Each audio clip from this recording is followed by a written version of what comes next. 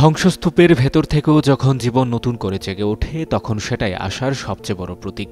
গাজার পোড়া মাটি, ভাঙা ভবন আর ধোঁয়ায় আচ্ছন্ন আকাশের নিচেও সেই আশার প্রতিচ্ছবি দেখা গেছে খেজুর গাছে ঝুলে থাকা সোনালি ফলের গোছায়।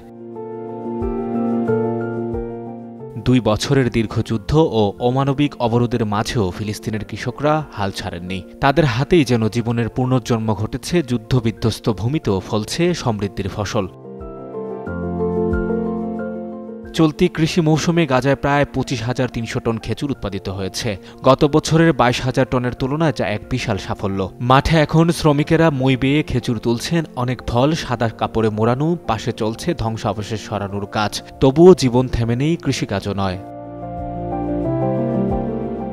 ফিলিস্তিনের খেজুর উৎপাদন মূল্যায়ন কমিটি জানিয়েছে, গাজায় 893টি খেজুর বাগানে মোট 3,51,000 গাছের মধ্যে 3,22,000 গাছে ফলন হয়েছে। সরকার, বেসরকারি খাত ও কৃষকদের সম্মিলিত প্রচেষ্টায় উৎপাদন ও রপ্তানি 2 ক্ষেত্রেই এসেছে বড় অগ্রগতি।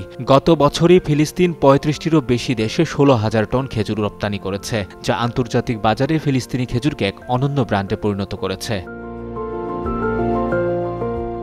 বিশেষজ্ঞদের মতে এই প্রবৃদ্ধি অব্যাহত থাকলে ফিলিস্তিন অচিরেই মধ্যপ্রাচ্যের শীর্ষ খেজুর রপ্তানিকারক দেশে পরিণত হতে পারে। যুদ্ধের ক্ষতচিহ্নের মধ্যেও তাই ফিলিস্তিন আজ প্রমাণ করেছে, মাটির প্রতি ভালোবাসা ও আল্লাহর রহমত থাকলে ধ্বংসস্তূপ থেকেও জীবন ফুটে ওঠে।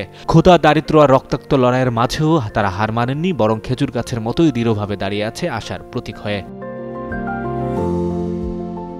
সঞ্জয় দত্ত, যুগান্তর নিউজ।